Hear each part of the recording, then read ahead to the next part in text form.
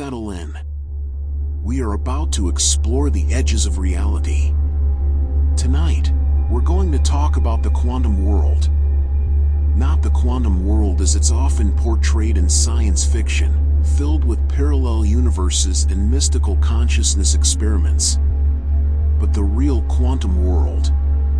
The one that exists in laboratories, in the mathematics of physicists, and most remarkably, in every atom of your body right now. The quantum world is the foundation of reality. It's the layer beneath everything you can see and touch. And it operates by rules so strange, so fundamentally different from everyday experience, that even the physicists who work with it every day are still baffled by what it means. Albert Einstein, one of the greatest physicists who ever lived, spent decades arguing that quantum mechanics couldn't be the complete picture. It bothered him. It seemed too weird, too random, too dependent on observation. He famously wrote to a colleague that he couldn't believe God plays dice with the universe. And yet, quantum mechanics works. It works with such extraordinary precision that it's become the most accurately tested scientific theory in human history. The predictions it makes about how particles behave have been confirmed to 11 decimal places. 11. That's like predicting the distance from New York to Los Angeles to within the width of a human hair. So quantum mechanics is real. It describes how the universe actually works at the smallest scales. But understanding what it means, what it tells us about the nature of reality, that's where things get interesting. And strange. And beautiful. Let's begin at the beginning. With light. Part 1, the two-faced photon. For most of human history, we thought we knew what light was. It was either particles, little bullets of brightness, streaming from the sun or a candle flame, or it was waves, ripples moving through some invisible medium, like ripples on a pond. Isaac Newton believed light was made of particles. He called them corpuscles. And for a while, that was the dominant theory. Light travels in straight lines, casts sharp shadows, bounces off mirrors, all things particles would do. But then, in 1801, a scientist named Thomas Young performed an experiment that changed everything. He took a source of light and aimed it at a barrier with two narrow slits in it. Behind the barrier, he placed a screen to see where the light hit. If light were made of particles, you'd expect to see two bright bands on the screen, one behind each slit. Like if you were throwing tennis balls at a wall with two openings, some balls would go through one opening, some through the other, and you'd see two piles of tennis balls on the other side. But that's not what happened. Instead, Young saw a pattern of multiple bright and dark bands. An interference pattern. The kind of pattern you get when waves overlap. When the peaks of one wave meet the peaks of another, they create a brighter band. When the peak of one wave meets the trough of another, they cancel out, creating darkness. Light, it seemed, was a wave. This interference pattern was beautiful proof. Light from the two slits was combining like ripples on water, creating regions where the waves reinforced each other and regions where they canceled out. For over a century, this was settled science. Light is a wave. Not particles. Waves. And then, in the early 1900s, everything fell apart again. Physicists discovered the photoelectric effect. When you shine light on certain metals, they emit electrons. But here's the strange part. The number of electrons emitted doesn't depend on the brightness of the light. It depends on the color. Bright red light, no matter how intense, won't knock out electrons. But dim purple light will. This made no sense if light was a wave. If light was a wave, brightness should be what matters. More energy means more electrons knocked loose. But instead, it was the frequency, the color, that mattered. Einstein, the same Einstein who later argued against quantum mechanics, solved this puzzle in 1905. He proposed that light comes in discrete packets of energy, which we now call photons. Each photon carries a specific amount of energy depending on its frequency. Purple light photons carry more energy than red light photons. And to knock an electron loose from a metal atom requires a minimum amount of energy. One photon, with enough energy, can do it. 1,000 photons without enough energy each cannot. Light is made of particles after all. But wait. What about Young's double-slit experiment? What about the interference pattern? That requires light to be a wave. Here's where it gets truly strange. Both are true. Light is neither purely a wave nor purely a particle. It's something else entirely. Something that has no equivalent in our everyday experience. Something that exhibits wave-like properties in some experiments and particle-like properties in others. This is called wave-particle duality. And it's not just true for light. It's true for everything. Electrons, which we usually think of as particles, can create interference patterns just like light does. In fact, scientists have performed the double-slit experiment with electrons, and they get the same mysterious pattern of alternating bright and dark bands. Even more remarkably, they've done it with entire atoms. With molecules. In 2019, physicists in Vienna performed the experiment with molecules containing 2,000 atoms each. These massive structures, massive by quantum standards, still created interference patterns. Think about that for a moment. A molecule with 2,000 atoms somehow passes through both slits at once, interferes with itself, and creates a pattern that only makes sense if that molecule was in multiple places simultaneously. But it gets stranger still. Scientists decided to try something. What if we place detectors at the slits? What if we try to see which slit the particle actually goes through? They did this. They set up detectors that could tell them, for each particle, whether it went through the left slit or the right slit. And the moment they did this, the moment they measured which path the particle took, the interference pattern disappeared. Not faded. Not became less clear. Disappeared completely. With the detectors on, particles behave like particles.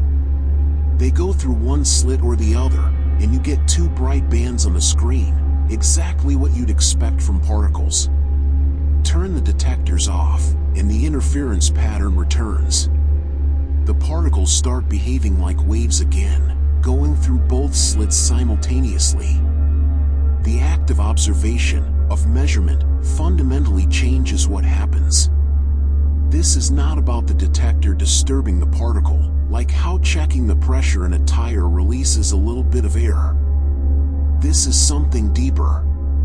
The particle genuinely doesn't have a definite path until it's measured. Before measurement, it exists in a state called superposition. It's taking both paths at once. All possible paths. And only when observed does it collapse into taking one definite path. Let's sit with this for a moment, because it's genuinely bizarre. It means that at the quantum level, reality is fundamentally indeterminate. Particles don't have definite properties, definite positions, definite paths, until they're measured. Before measurement, they exist in a haze of possibilities, a superposition of all the things they could be. And observation, interaction with a measuring device, causes this haze of possibilities to collapse into one definite actuality. This is not a flaw in our knowledge. It's not that the particle has a definite path and we just don't know it. Experiments have proven that the particle genuinely doesn't have a definite path before measurement. the indeterminacy is real. This is the heart of quantum mechanics. This is why Einstein was so uncomfortable with it. Because it means that at the most fundamental level, nature is probabilistic, not deterministic. The universe doesn't follow a predetermined script. At every moment, at every quantum interaction, there are multiple possible outcomes, and which one occurs is, in some sense, random. Not random because we don't know enough. Random in principle. Genuinely, fundamentally unpredictable. But here's the beautiful part, even though individual quantum events are random, the overall pattern is not. The interference pattern in the double-slit experiment is completely predictable. If you fire 1,000,000 photons through the slits, you'll get the same interference pattern every time. The position of each individual photon is random, but the statistical distribution, the pattern they collectively create, follows precise mathematical laws. Quantum mechanics doesn't tell us what will happen in any single instance. It tells us the probability of each possible outcome. And these probabilities are astonishingly accurate. So light is both wave and particle. Or rather, light is something that transcends both categories. It's a quantum object, with properties of both waves and particles, exhibiting one or the other depending on how it's observed. This duality isn't just a quirk of light. It's a fundamental feature of reality at the quantum scale. And it gets stranger from here. Part 2, the quantum coin that lands on both sides. Imagine you have a coin. You flip it, and while it's in the air, you close your eyes. What state is the coin in? In everyday thinking, you'd say the coin is either heads or tails, you just don't know which yet. Your uncertainty is about your knowledge, not about the coin itself. The coin has a definite state, you're just ignorant of it. This is how classical probability works. There's a reality independent of your knowledge. You use probability to describe your uncertainty about that reality. Quantum mechanics is different. In quantum mechanics, there's a state called superposition. A quantum system can genuinely be in multiple states at once. Not it's in one state and you don't know which. Actually in multiple states simultaneously. A quantum coin, if such a thing could exist, would be both heads and tails at the same time until you look at it. This sounds impossible. It sounds like philosophical word games. But it's experimentally verified, over and over, in laboratories around the world. The mathematical object that describes a quantum system is called a wave function. The wave function contains all the information about the system, all its possible states and the probability of measuring each one. For a quantum coin, the wave function might describe a superposition, 50% probability of heads, 50% probability of tails. But this isn't saying the coin is heads and we have a 50% chance of guessing correctly. It's saying the coin is in a state that's a mixture of both possibilities. When you measure the coin, when you observe it, the wave function collapses. The superposition ends, and you get one definite outcome. Heads or tails. Not both. But before the measurement, it was genuinely both. This is what's happening in the double-slit experiment. Before measurement, the particle is in a superposition of going through both slits. It's not that it went through one and we don't know which. It went through both. Its wave function describes a state where both paths are real, overlapping, interfering with each other.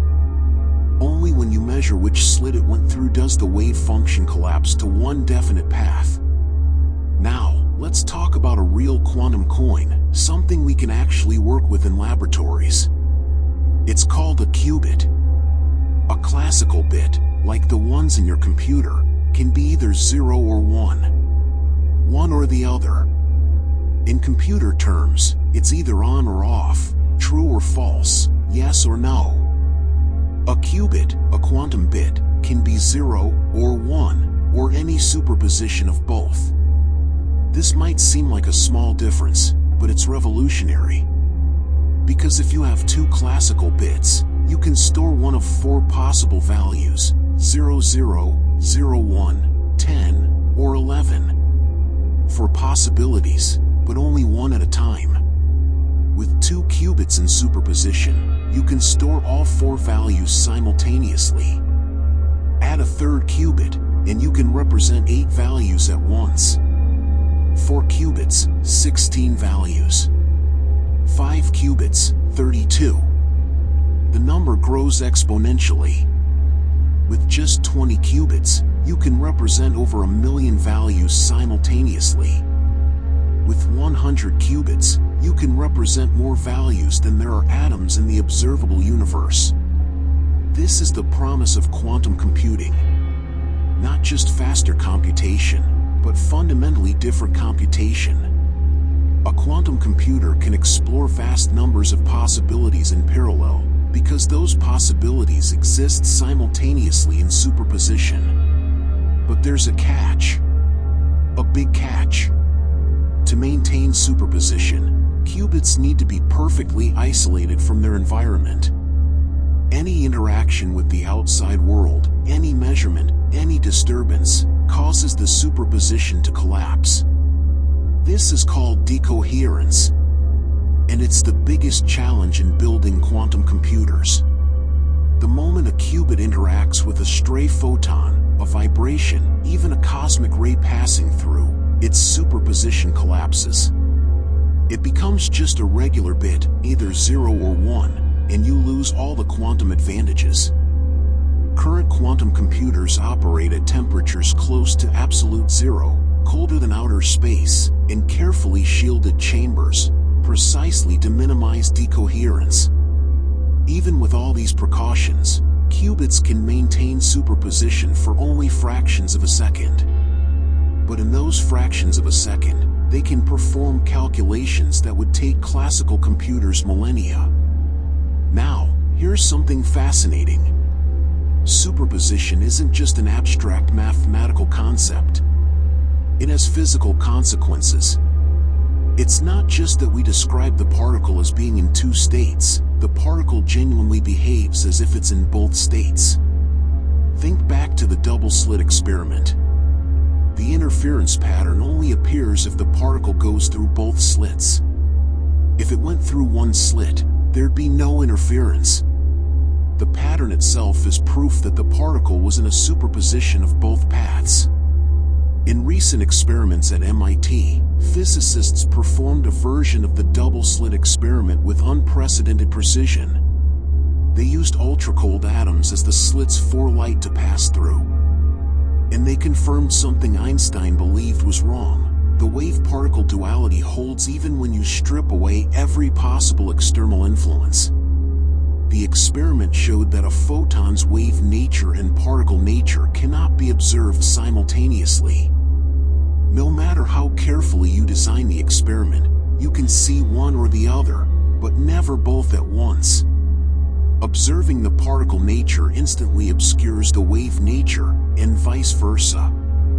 This is called complementarity. Wave and particle are complementary aspects of the same quantum reality. They're like two views of the same object from different angles. You can see one view or the other, but not both at the same time. But let's step back for a moment. What does it mean for something to be in superposition? One interpretation, the most widely accepted, called the Copenhagen interpretation, says that superposition is simply a complete description of the quantum system. The wave function is reality. Before measurement, the particle doesn't have a definite position, it has a superposition of possible positions. And that's not a limitation of our knowledge. That's just what the particle is. Another interpretation, the many worlds interpretation, says that when you measure a quantum system in superposition, the universe splits into multiple branches, one for each possible outcome. In one branch, you measure heads. In another branch, you measure tails. Both happen, but in different universes, and you only experience one. Yet another interpretation, called pilot wave theory, says particles do have definite positions, guided by a wave that we can't directly observe. The randomness we see is because we don't know the initial conditions precisely enough.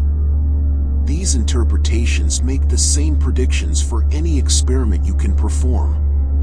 That's why quantum mechanics works so well as a practical tool. You can use it without deciding which interpretation is correct.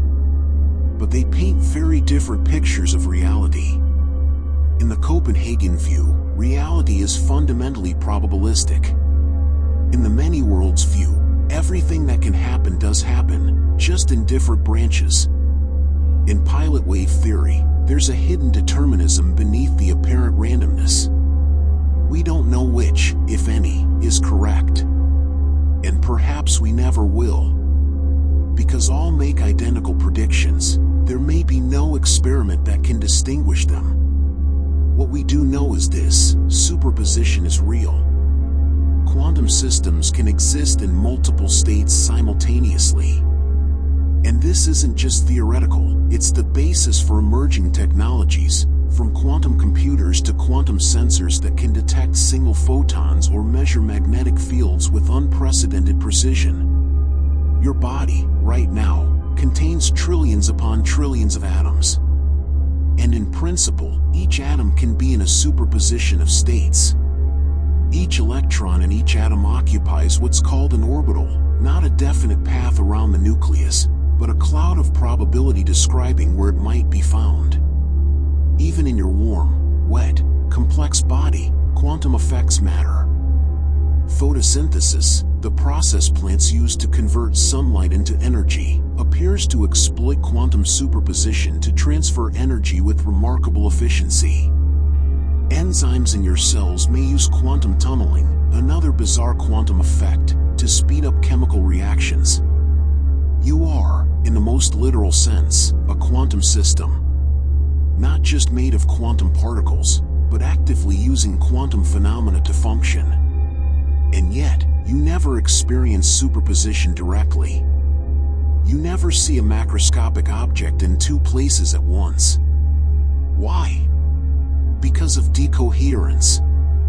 Your body is constantly interacting with the environment, photons bouncing off your skin, air molecules colliding with you, heat radiating away.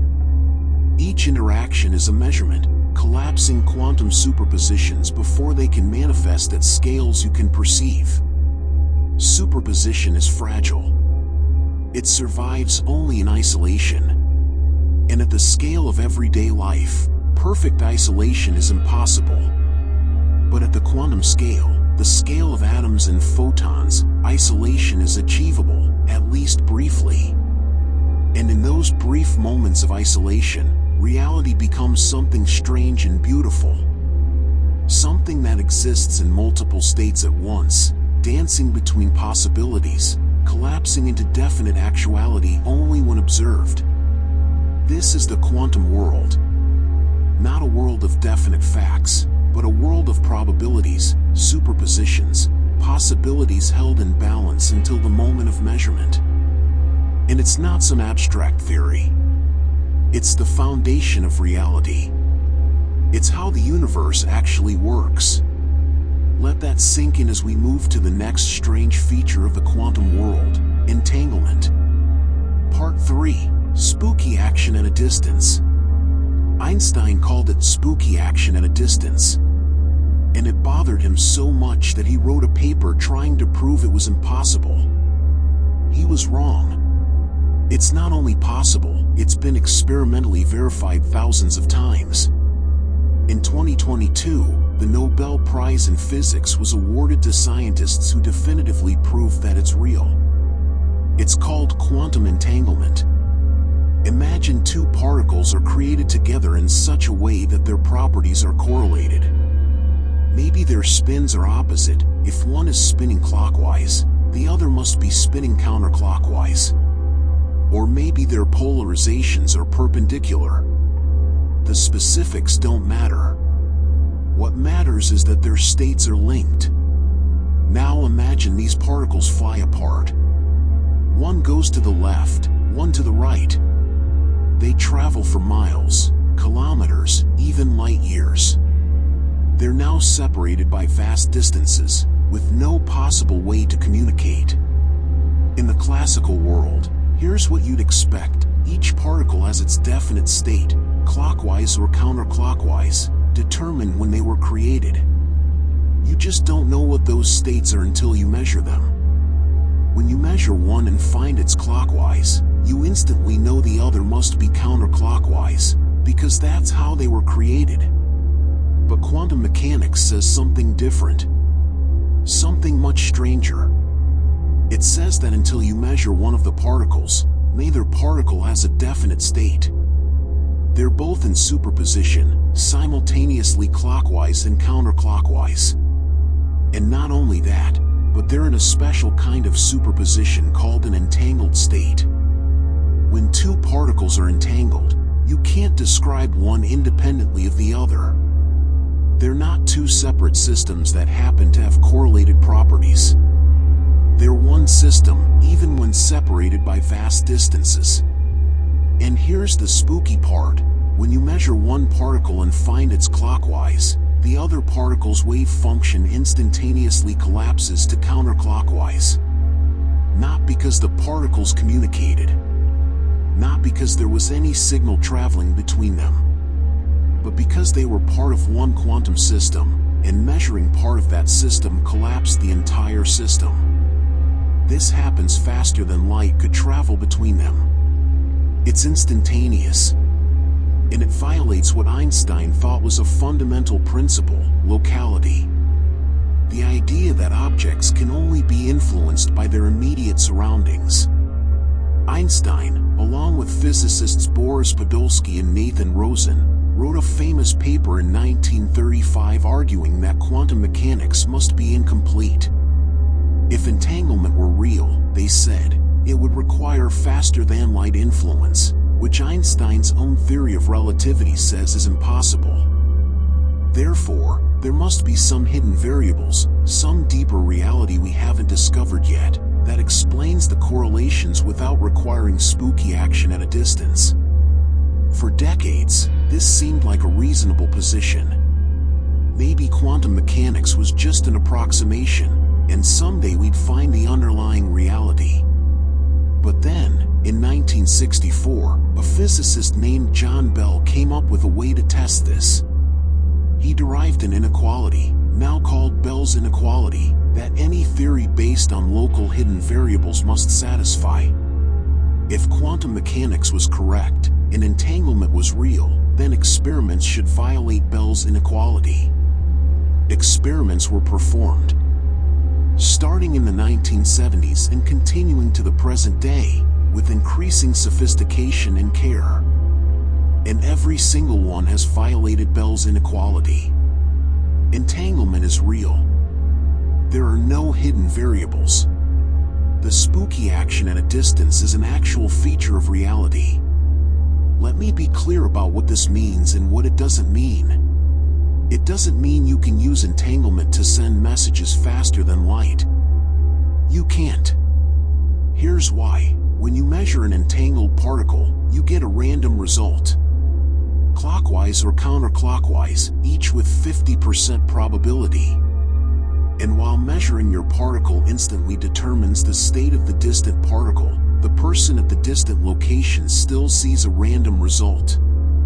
They have no way of knowing whether their particle state was determined by their measurement or by your measurement somewhere else. No information is transmitted. What entanglement does mean is that quantum correlations are stronger than any classical correlation could be. Two entangled particles are connected in a way that has no analog in everyday experience. They're not separate objects that happen to have correlated properties. They're part of one quantum system, regardless of distance.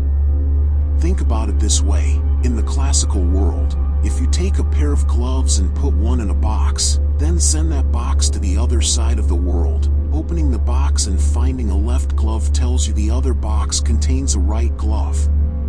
But both gloves had definite hand-deadness all along. You just didn't know it. With entangled quantum particles, it's as if neither glove has definite hand-deadness until you open one box. And the moment you do, the other glove instantaneously becomes the opposite hand, not because someone told it to, but because both gloves are part of one quantum state. Experiments have confirmed this with astonishing precision. In 2017, a Chinese satellite called Nicias created entangled photons and sent them to 3 different ground stations, each separated by over 1,200 kilometers. The correlations between the photons' measurements were exactly what quantum mechanics predicted, and violated Bell's inequality by a huge margin. Entanglement isn't just a curiosity. It's being used to build new technologies. Quantum communication systems use entangled photons to create encryption keys that are, in principle, perfectly secure. Any attempt to intercept the key disturbs the entanglement, which can be detected. Quantum computers rely on entanglement to perform computations that classical computers cannot.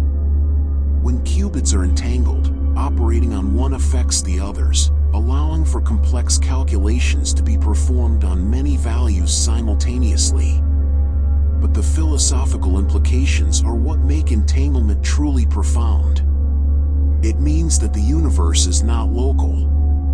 2 particles can be correlated in ways that cannot be explained by any mechanism operating within the speed of light limit.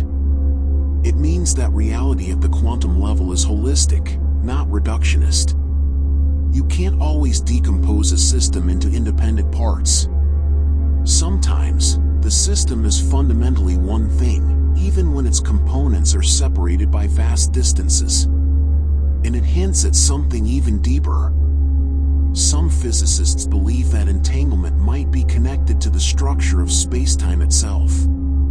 That the geometry of the universe, the fabric of space and time, might emerge from quantum entanglement at the most fundamental level. This is speculative, still at the cutting edge of theoretical physics. But the idea is beautiful, that space and time are not fundamental, but are instead constructed from the entanglement relationships between quantum systems. In this view, distance itself is a measure of how entangled 2 regions are.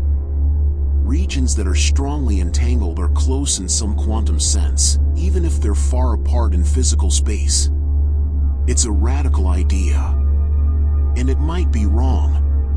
But it's the kind of idea quantum mechanics inspires, because quantum mechanics has already overturned so many assumptions about how reality works that even the most bizarre possibilities seem worth considering. Let's return to entanglement for a moment, because there's something beautiful and strange I want to share with you. When 2 particles are entangled, measuring one doesn't just tell you about the other. It determines the other. The measurement actively creates the state of the distant particle. But here's the question that haunted Einstein: how does the distant particle know what state to take? How does the information travel instantaneously? The answer, according to quantum mechanics, is that no information travels. The particles were never truly separate. They were, and remain, part of one quantum system. There is no distance in the quantum correlations. Distance is a classical concept that doesn't fully apply to entangled systems. Some researchers have done thought experiments where they imagine measuring particles in different relativistic reference frames, scenarios where, due to the effects of special relativity, different observers would disagree about which measurement happened first. In these scenarios, entangled particles still show the same correlations, suggesting that the correlations exist outside of space-time in some sense, unaffected by temporal ordering. This is deeply strange. It suggests that quantum mechanics operates at a level beneath space and time, and that the space-time we experience emerges from something more fundamental. We don't fully understand this yet. It remains one of the deepest mysteries in physics. But we know entanglement is real. We know particles can be connected in ways that transcend space and time as we understand them. And we know this isn't science fiction or philosophical speculation, it's verified, measurable, usable reality. Right now, as you listen to these words, photons in the universe are entangled. Electrons and atoms are entangled with other electrons. The quantum vacuum, the supposedly empty space between particles, is filled with entangled pairs of particles constantly appearing and disappearing. Entanglement is not rare. It's ubiquitous. It's woven into the fabric of reality at the most fundamental level. And yet, we don't experience it directly, because at the scale of everyday life, entanglement is incredibly fragile. The moment entangled particles interact with the environment, they become entangled with the environment too, and the special correlations between the original pair are washed out by decoherence. But in carefully controlled laboratory conditions, entanglement can be maintained. Qubits can be entangled and kept in that state long enough to perform quantum computations. Photons can be entangled and sent across vast distances. And researchers are working on ways to make entanglement more robust, more usable, more scalable. Because entanglement is the key to the quantum future. It's what makes quantum communication secure, quantum computing powerful, and quantum sensors extraordinarily precise. It's also, perhaps, the key to understanding reality itself. If entanglement connects distant parts of the universe in ways that transcend space and time, then maybe, just maybe, the universe is more deeply interconnected than we've ever imagined. Not just in a mystical sense, but in a precise, mathematical sense that we're only beginning to understand. This is quantum mechanics, a theory that describes reality as probabilistic, non-local, and deeply interconnected. A theory where observation matters, where particles can be in multiple states at once, where distant objects can be correlated in ways that defy classical explanation. And we're only getting started. There's so much more strangeness ahead. Part 4, the quantum tunnel. Imagine you're standing at the bottom of a hill. You want to get to the other side, but you don't have enough energy to climb over the top. In the classical world, you're stuck. You can't cross the barrier. But if you were a quantum particle, you could simply tunnel through. This is called quantum tunneling, and it's one of the most counterintuitive effects in quantum mechanics. Particles can pass through barriers that they shouldn't be able to cross, appearing on the other side as if they had walked through a solid wall. This isn't metaphorical. It's literal. Particles tunnel through barriers in laboratories all around the world, every single day. Here's how it works. In quantum mechanics, a particle is described by a wave function. The wave function extends throughout space, with higher values where the particle is more likely to be found. When a particle encounters a barrier, say, an electron approaching a thin layer of insulating material, the wave function doesn't stop abruptly at the barrier. It extends into the barrier and even beyond it, though with decreasing amplitude. The amplitude of the wave function squared gives the probability of finding the particle at that location. So even though the particle doesn't have enough energy to cross the barrier classically, there's a small but non-zero probability that it will be found on the other side. And if there's a probability of finding it there, it can be there. That's tunneling. From the particle's perspective, if we can even use such language, it doesn't go through the barrier in the sense of traveling through the space inside it. It's better to think of the wave function as existing on both sides of the barrier simultaneously, and measurement determining which side the particle is found on. This sounds impossible. And in the everyday world, it is. You cannot walk through walls. The probability of all the particles in your body simultaneously tunneling through a barrier is so astronomically small that it will never happen, not in the lifetime of the universe, not in a trillion lifetimes of the universe. But for single particles, tunneling happens regularly. It's essential to how certain electronic devices work. Tunnel diodes use quantum tunneling to allow electrons to pass through barriers, enabling extremely fast switching. Flash memory in your phone or computer relies on electrons tunneling through insulating layers to store data. It's also essential to fusion in the sun. The nuclei in the sun's core need to overcome their electrical repulsion to fuse and release energy. Classically, the temperature and pressure in the sun's core aren't quite enough for this. But quantum tunneling allows nuclei to tunnel through the repulsive barrier, making fusion possible at temperatures lower than classical physics would predict. Without quantum tunneling, the sun wouldn't shine. At least, not at its current temperature. Tunneling is also crucial in chemistry and biology. Many chemical reactions involve particles, usually protons or electrons, tunneling through energy barriers. This allows reactions to proceed faster than they would classically.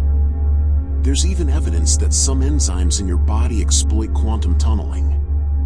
For example, studies have suggested that in certain metabolic processes, hydrogen atoms tunnel through energy barriers, speeding up reactions that would otherwise be too slow to sustain life. So quantum tunneling isn't just a laboratory curiosity. It's woven into the fundamental processes that power stars and sustain life. But let's think about what tunneling means for a moment. In classical physics, a particle has a definite position and a definite path through space. If it doesn't have enough energy to cross a barrier, it simply doesn't cross. In quantum mechanics, a particle doesn't have a definite position until it's measured.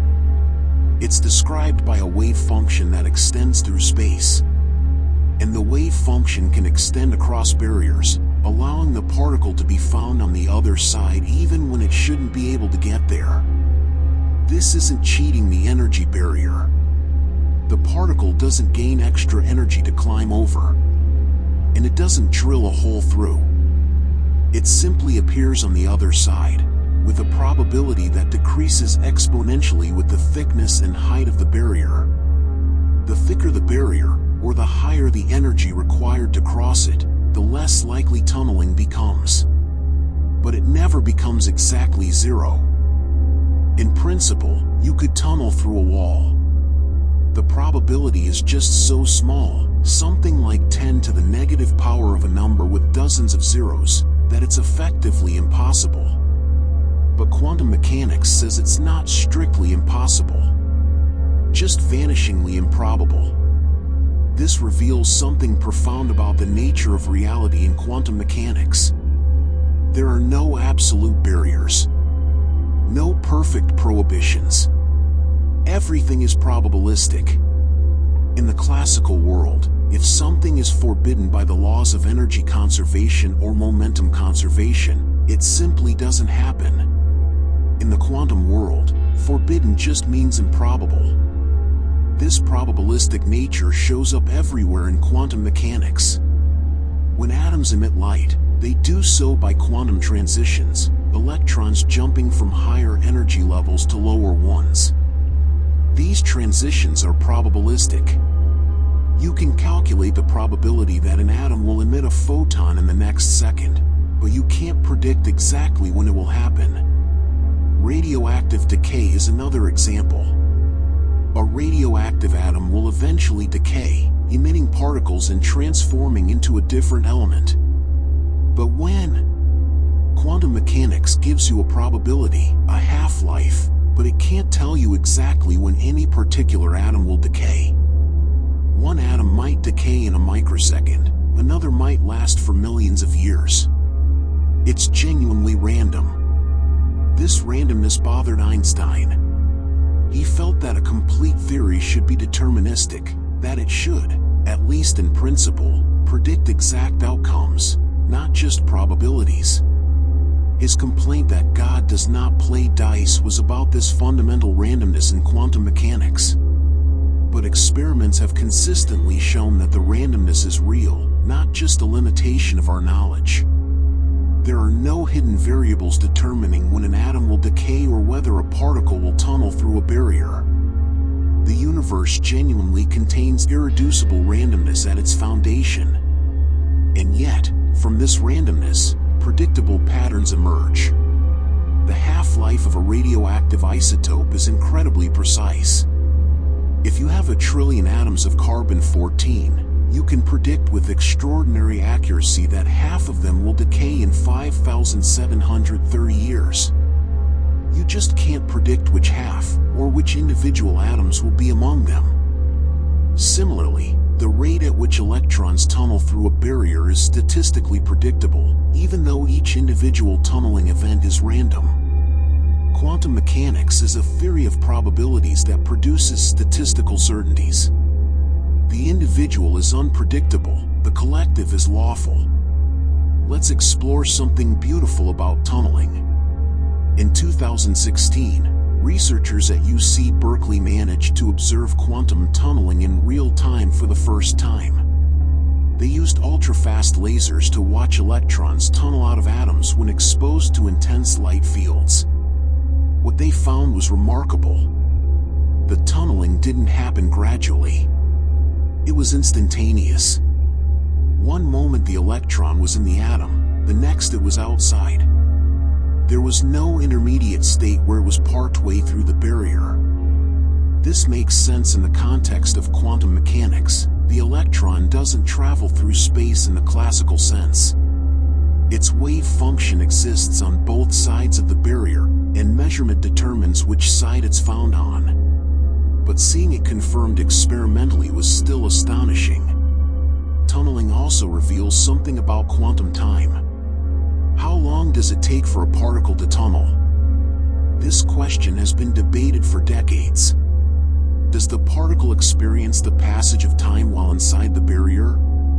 Does it travel faster than light to cross the barrier instantly? Recent experiments suggest that tunneling is indeed instantaneous, or at least, so fast that no measurable time delay can be detected. But this doesn't violate relativity, because no information is transmitted faster than light. The particle's position before and after tunneling is random, so you can't use tunneling to send messages. It's another example of how quantum mechanics operates at the edge of our understanding, where concepts like position, time, and speed become fuzzy and uncertain. But perhaps the most mind-bending aspect of tunneling is this: it suggests that barriers are not fundamental. In the quantum world, there are no walls that cannot be penetrated, only probabilities of penetration. Reality is permeable in a way that everyday experience never reveals. Everything is connected to everything else through these tiny, improbable threads of possibility. You're separated from the other side of the wall not by an absolute barrier, but by an enormous improbability. And at the quantum level, even enormous improbabilities occasionally come true.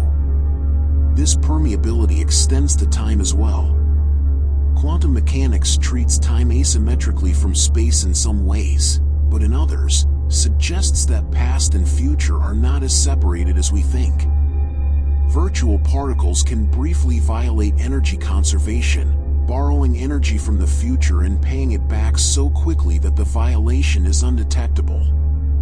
This is allowed by Heisenberg's uncertainty principle, which says that the more precisely you know when something happens, the less precisely you can know its energy, and vice versa. The quantum world is a place of infinite possibility held in check only by probability. And tunneling is one of the clearest demonstrations of this: particles doing the impossible, crossing barriers they shouldn't be able to cross, appearing where they have no right to be. And yet, from these impossible movements, from these violations of classical intuition, emerges the solid, predictable world we experience.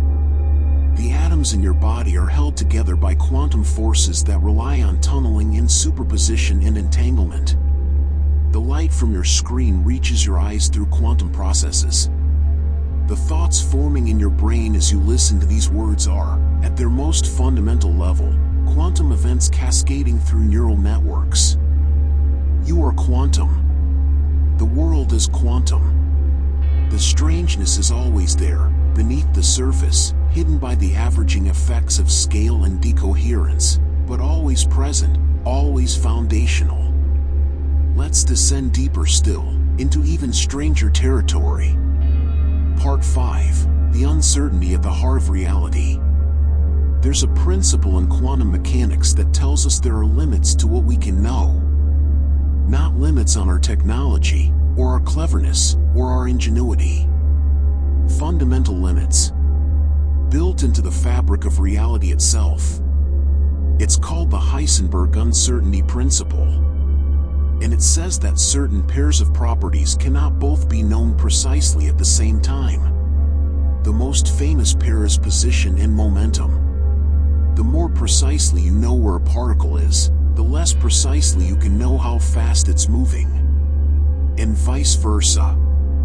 This isn't because measuring one disturbs the other, though that's often how it's explained. It's deeper than that. The particle simply doesn't have both a definite position and a definite momentum simultaneously. These properties are fundamentally uncertain. Let me try to explain why. Remember wave-particle duality?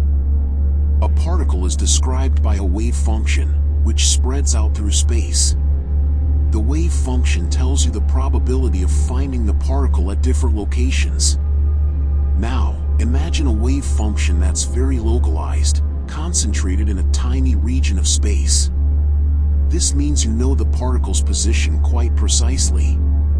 But what does this wave function look like? It's sharp, peaked, confined. To create such a sharp peak mathematically, you need to combine many different waves with different wavelengths, all interfering in just the right way to create that peak in one place and cancel out everywhere else. But wavelength is related to momentum. By de Broglie's relation, a particle's momentum is inversely proportional to its wavelength. So if your wave function contains many different wavelengths, the particle has many different possible momenta. The momentum is uncertain. Conversely, imagine a wave function with a very definite wavelength, a nice, smooth, regular wave extending through space. This means the particle has a very definite momentum. But where is the particle? The wave extends everywhere. The position is completely uncertain. This is the uncertainty principle. It's not about measurement disturbing the system. It's about the wave nature of matter. A wave can't be both localized in space and have a definite wavelength. It's a mathematical impossibility. Werner Heisenberg formulated this principle in 1927. He was working with Niels Bohr in Copenhagen, trying to understand the foundations of quantum mechanics. And he realized that the new theory imposed fundamental limits on what could be known. The mathematical statement of the uncertainty principle is beautiful and simple. The uncertainty in position, multiplied by the uncertainty in momentum, must be greater than or equal to a tiny constant, Planck's constant divided by 4 pi. Planck's constant is incredibly small. About 6.6 times 10 to the negative 34 joule-seconds. This is why we don't notice uncertainty in everyday life. For objects like baseballs or cars, the uncertainties are so tiny they're completely unmeasurable. But for electrons and atoms, the uncertainty principle is crucial. It sets the scale of atomic structure, determines the behavior of chemical bonds, shapes the way matter interacts with light. There's another form of the uncertainty principle that's equally important, the energy-time uncertainty principle. The more precisely you try to measure the energy of a system, the longer you need to observe it. Or conversely, in a very short time interval, energy can fluctuate wildly. This has profound consequences. It means that energy conservation can be violated, briefly. The universe can borrow energy from nowhere, as long as it pays it back quickly enough that the violation isn't detectable. How quickly? The time scale is determined by the uncertainty principle. The more energy borrowed, the shorter the time it can exist. This might sound like mathematical sleight of hand, but it's real. It leads to observable effects. One consequence is vacuum fluctuations. Even in empty space, even in a perfect vacuum, quantum fields are never still. They fluctuate, creating temporary disturbances, particles appearing and disappearing, borrowing energy from the future and paying it back before the universe notices. These aren't real particles in the usual sense. They're called virtual particles. They exist too briefly to be directly detected, but their effects are measurable. For instance, virtual particles affect the energy levels of atoms. In a hydrogen atom, an electron in a certain energy level should have a precise energy, according to simple quantum mechanics. But when physicists measured it precisely, they found a tiny shift. The energy was slightly different than predicted. This shift, called the Land shift, is caused by virtual photons, fluctuations in the electromagnetic field, that briefly interact with the electron, slightly altering its energy. The shift is tiny, only about 1 part in 10 million of the electron's energy. But it's measurable, and it matches the theoretical predictions perfectly. The uncertainty principle also explains why atoms are stable. In classical physics, there's a problem. Electrons orbiting a nucleus should radiate energy and spiral inward, collapsing the atom in a fraction of a second. But atoms don't collapse. Why? Because of the uncertainty principle. If an electron were to collapse into the nucleus, its position would become very precisely defined. This would make its momentum highly uncertain, meaning it would have a large kinetic energy. The energy required to confine the electron grows faster than the energy gained by falling into the nucleus. There's a balance point, a minimum energy state, where the electron is close enough to the nucleus to lower its potential energy but not so close that the uncertainty principle makes its kinetic energy explode. This minimum energy state is the ground state of the atom, and it exists because of the uncertainty principle. So in a very real sense, you exist because of the uncertainty principle. The atoms in your body are stable because quantum mechanics forbids them from collapsing. The uncertainty principle is what holds matter together. Now, let's think about what this means philosophically. The uncertainty principle says there are fundamental limits to knowledge. Not practical limits, not technological limits, but absolute limits built into nature. You cannot know both the position and momentum of a particle, no matter how clever your experiment. The universe simply doesn't contain that information. The particle doesn't have both properties simultaneously. This was deeply troubling to many physicists, including Einstein. He believed that a complete theory should be able to predict everything, at least in principle. The apparent randomness of quantum mechanics, and the limits imposed by the uncertainty principle, suggested to him that the theory was incomplete. But experiments, especially tests of Bell's inequality that we discussed earlier, have consistently shown that Einstein was wrong. There are no hidden variables. The uncertainty is fundamental, built into reality itself. But there's something subtle here. The uncertainty principle doesn't prevent you from knowing position precisely, or momentum precisely. It only prevents you from knowing both precisely at the same time. So you can make a choice. You can set up an experiment to measure position with great precision, accepting that you'll know nothing about momentum. Or you can measure momentum precisely, accepting uncertainty in position. This is called complementarity. Position and momentum are complementary aspects of reality. You can observe one or the other, but not both simultaneously. They're like two sides of a coin, both exist, but you can only see one at a time. recent experiments have pushed the boundaries of what's possible with the uncertainty principle. In 2025, researchers developed techniques to reshape uncertainty, not breaking the principle, but redistributing the uncertainty in clever ways to measure certain changes with unprecedented precision.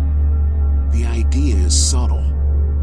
You can't know absolute position and momentum simultaneously, but you can know changes in position and momentum around a reference point, even if you don't know what the reference point is. It's like having a clock with only one hand. You don't know the absolute time, but you can track how it changes. Applied to quantum measurements, this allows sensors to detect incredibly tiny forces and displacements, potentially improving gravitational wave detectors and other precision instruments. The uncertainty principle has become a tool, not just a limitation. It's used in quantum cryptography, communication that's secure precisely because any eavesdropper would introduce detectable disturbances. It's fundamental to quantum computing, where the uncertainty of superpositions is what gives quantum computers their power. And it reminds us that reality at its deepest level is not clockwork. It's not deterministic. It's probabilistic, uncertain, constantly fluctuating. The universe is not a machine running a predetermined program. It's a dance of probabilities, where the future is genuinely open, where outcomes are not fixed until they happen. This can feel unsettling.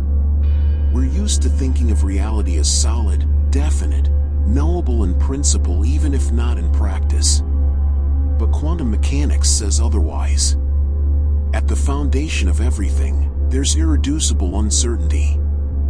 And yet, from this uncertainty emerges the stable, predictable world we experience. The randomness averages out. The fluctuations cancel. And we get atoms that don't collapse, matter that maintains its form, a universe that's consistent enough for us to exist and ponder its nature. The uncertainty principle is not a flaw in quantum mechanics. It's a feature. It's what makes the quantum world work. And it's woven into every particle, every interaction, every moment of existence. Even now, as you rest, your body is a symphony of quantum uncertainties. Electrons in your atoms occupy clouds of probability, never precisely here or there. Quantum fluctuations drive chemical reactions in your cells. Virtual particles flicker in and out of existence in the spaces between your molecules. You are uncertainty, clothed in flesh. And so is everything else. Part 6, the seething void. Empty space is not empty. This might be one of the strangest revelations of quantum mechanics.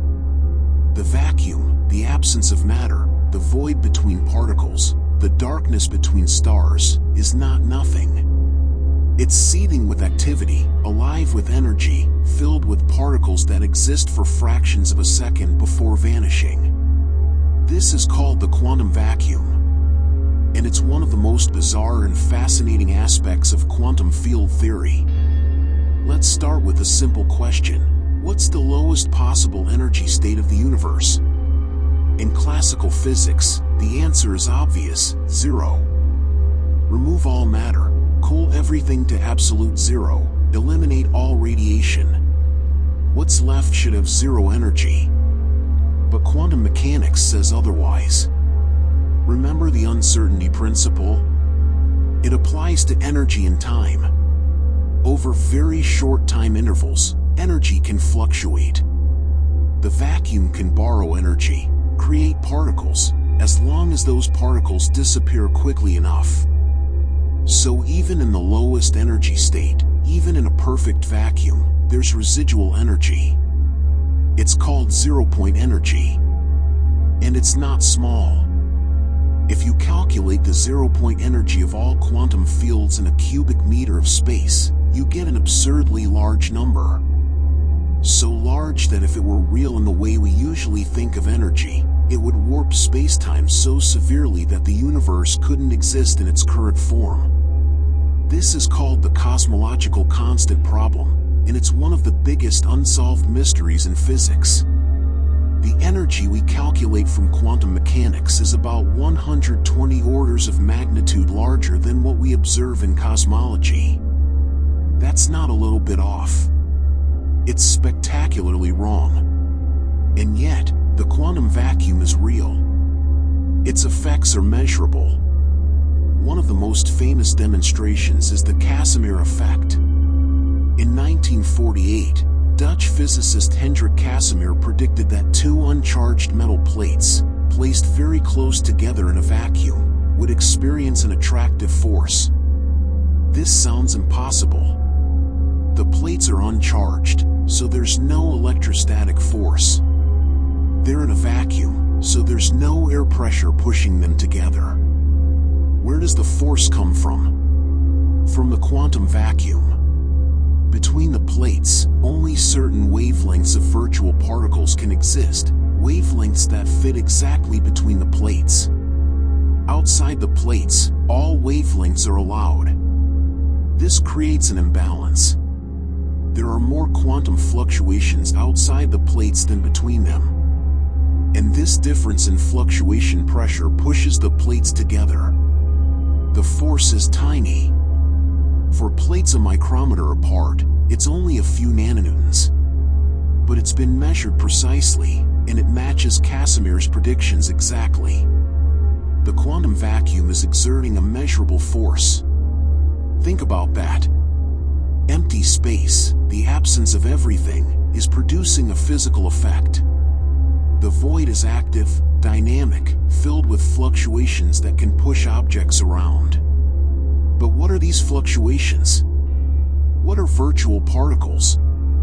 Virtual particles are not particles in the usual sense.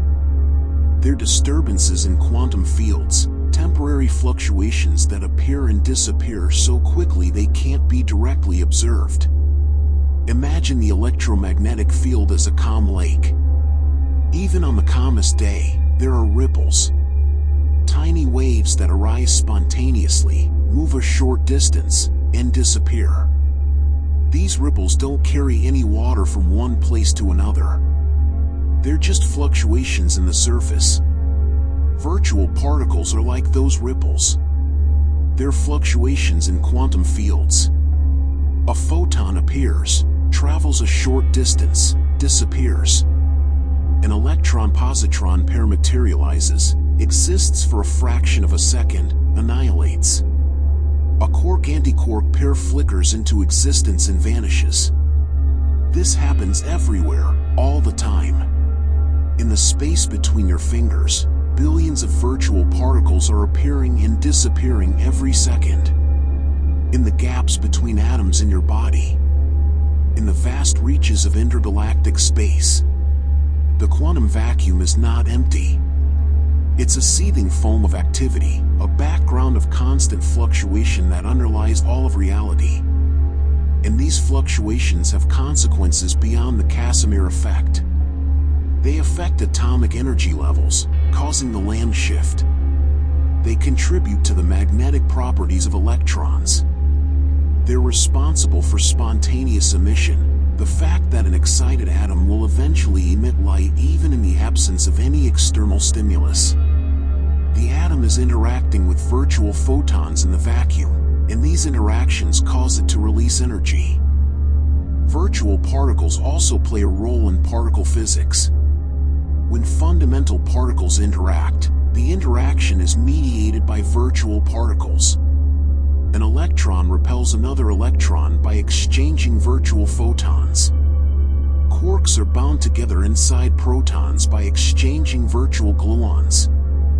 These virtual particles are essential to how the forces of nature work. Electromagnetism, the weak nuclear force, the strong nuclear force, all of them involve the exchange of virtual particles that exist too briefly to be directly detected but are nevertheless crucial to the interactions. There's even speculation that the quantum vacuum might be connected to dark energy, the mysterious force that's causing the expansion of the universe to accelerate. In the 1990s, astronomers measuring distant supernovae discovered something shocking. The universe's expansion is speeding up, not slowing down as expected. Something is pushing space itself apart. We call it dark energy, and we don't know what it is. But one possibility is that it's the energy of the quantum vacuum itself. Perhaps the zero-point energy we calculate is real, but we've been thinking about it wrong. Perhaps it doesn't curve space-time in the way we thought, but instead causes space to expand. This is still speculative. The numbers don't match perfectly. But it's tantalizing, the idea that the large-scale structure of the universe might be shaped by quantum fluctuations at the smallest scales. Now, here's something profound to consider. Virtual particles borrow energy from the vacuum and must pay it back quickly. But what determines quickly? The uncertainty principle. If a virtual particle borrows a large amount of energy, it can exist for only a very short time. If it borrows less energy, it can last longer. The product of the energy borrowed and the time of existence must satisfy the uncertainty relation. This means that more energetic virtual particles exist for shorter times. In the quantum vacuum, high-energy fluctuations are brief flickers, while lower-energy fluctuations can persist longer. But all of them are ephemeral. None of them last long enough to be directly detected.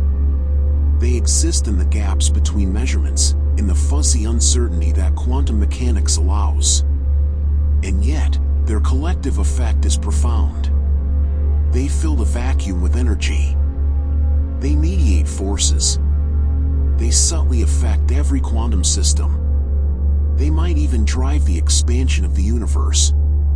The void is not empty. It's the most active, dynamic, energetic nothing imaginable. Some physicists have proposed trying to extract energy from the quantum vacuum. If the vacuum contains vast amounts of zero-point energy, perhaps we could tap into it, creating a limitless source of power. This turns out to be much harder than it sounds. The vacuum is, by definition, the lowest energy state. You can't extract energy from it because there's nowhere lower for the energy to go. It's like trying to drain water from a lake that's already at the lowest possible elevation. The Casimir effect can be manipulated. Researchers have found ways to change the vacuum energy in specific regions by altering boundary conditions. But actually extracting useful energy remains a challenge. The energy shifts are tiny, and converting them to useful work is difficult. Still, the fact that we can manipulate vacuum energy at all is remarkable. It shows that empty space is not a passive background but an active participant in physical processes. There's another strange consequence of the quantum vacuum. Sometimes, virtual particles can become real. This happens near intense energy sources. For instance, near the event horizon of a black hole, virtual particle pairs can be separated before they have a chance to annihilate. One particle falls into the black hole, the other escapes. The escaped particle becomes real, carrying away energy from the black hole. This is called Hawking radiation, and it means black holes slowly evaporate over time. The energy comes from the black hole's mass, but the mechanism involves the quantum vacuum and virtual particles. Similarly, in extremely strong electric fields, virtual electron-positron pairs can be pulled apart and become real. The energy for this comes from the electric field, but again, the process involves the quantum vacuum. The boundary between virtual and real is not as sharp as you might think. Virtual particles can become real under the right conditions. And real particles, when they interact, create virtual particles that mediate the interaction. Everything is connected through the seething background of quantum fluctuations. The vacuum is not a stage on which particles move, it's an active participant in every quantum process. As you drift towards sleep, imagine the space around you. Not as empty, but is filled with invisible activity. virtual photons flickering between the atoms in the air. Electron-positron pairs appearing and annihilating in the gaps between your cells. Quantum fluctuations pervading everything, a constant background hum that never ceases. You are floating in an ocean of quantum foam. An ocean that appears calm on the surface but seethes with microscopic turbulence underneath. The vacuum is not empty. It never has been. It never will be. And this seething void is the foundation upon which all of reality rests. Part 7, Everything is Fields. We need to talk about what particles really are. Because everything I've told you so far about electrons and photons and quarks has been a simplification. Particles aren't particles at all. They're excitations and fields. This is quantum field theory. And it's the deepest description of reality we currently have. Imagine the surface of a still pond. The water is there, everywhere, even when nothing is happening. Now throw a stone in. A ripple spreads out, a wave moving across the surface. That wave is an excitation of the water field. In quantum field theory, space is filled with fields. Not one field, but many. There's an electron field, permeating all of space. A photon field. A quark field. A Higgs field. Each type of particle has its corresponding field. And what we call particles are just ripples in these fields. Excitations. Places where the field has more energy than its ground state. When you detect an electron, you're detecting a localized excitation in the electron field. The electron field exists everywhere, always. But most of the time it's in its lowest energy state, the vacuum state. When energy is added, the field gets excited, and we perceive that excitation as a particle. This completely changes how we think about matter. In the old view, the view taught in most introductory physics courses, particles are little billiard balls, fundamental objects that exist independently. They might have wave-like properties, but they're still fundamentally things that move through space. In quantum field theory, the field is fundamental. Particles are secondary. They're patterns of excitation in the field. Not things that move through space, but disturbances in something that fills all of space. Think about sound and air. A sound wave isn't a thing that travels through air. It's a pattern of compression and rarefaction in the air itself. The air is always there. The wave is a pattern moving through it. Particles are like that. They're patterns in quantum fields. And the fields themselves are always there, everywhere. This solves some deep puzzles. For instance, how do particles appear and disappear? In particle colliders, high-energy collisions create new particles that weren't there before. Where do they come from? In quantum field theory, the answer is simple. Energy from the collision excites the field. The field transitions from its vacuum state to an excited state. We perceive this as particle creation. And when particles annihilate, when an electron meets a positron and they both disappear in a flash of gamma rays, the electron field and positron field are transitioning back to their vacuum states, transferring their energy to excitations in the photon field. Particles don't go anywhere. They're patterns of energy in fields, and those patterns can change, transferring energy from one field to another. This also explains why all electrons are identical. Why every electron in the universe has exactly the same mass, the same charge, the same properties. Because there's only one electron field. All electrons are excitations of this same underlying field.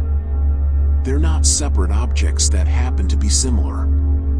They're ripples in the same pond. The same is true for every type of particle. All photons are excitations of the photon field. All quarks of a given type are excitations of the corresponding quark field. The diversity of particles, hundreds of different types discovered so far, reflects the diversity of fields pervading space. Each field can be excited in different ways, with different energies, different momenta, different spins. These different modes of excitation appear to us as different particles or different states of the same particle. Let's think about what this means for empty space. In the old view, a vacuum is nothing. Remove all particles, and you have emptiness. But in quantum field theory, you can't remove the fields. They're always there, part of the structure of space itself. And as we discussed earlier, even in their lowest energy state, quantum fields fluctuate. Virtual particles, temporary excitations, appear and disappear constantly. So empty space is not empty. It's a seething foam of quantum fields in their vacuum states, with fluctuations creating temporary excitations everywhere. And these fields interact with each other. The photon field talks to the electron field. The quark fields interact with the gluon field. These interactions are what we perceive as forces. In quantum field theory, forces are mediated by particles. Or rather, by excitations in fields. When two electrons repel each other, they're exchanging virtual photons, temporary excitations in the photon field that carry momentum from one electron to the other. This exchange happens continuously. The electron fields are constantly exciting the photon field, and these excitations carry information and momentum between the electrons. It's not that photons are traveling between them. It's that the electromagnetic field, the photon field, mediates their interaction. Every force works this way. The strong nuclear force is mediated by gluons, excitations in the gluon field. The weak nuclear force is mediated by W and Z bosons, excitations in the corresponding fields. Even gravity, though we don't have a complete quantum theory of gravity yet, should work the same way in principle.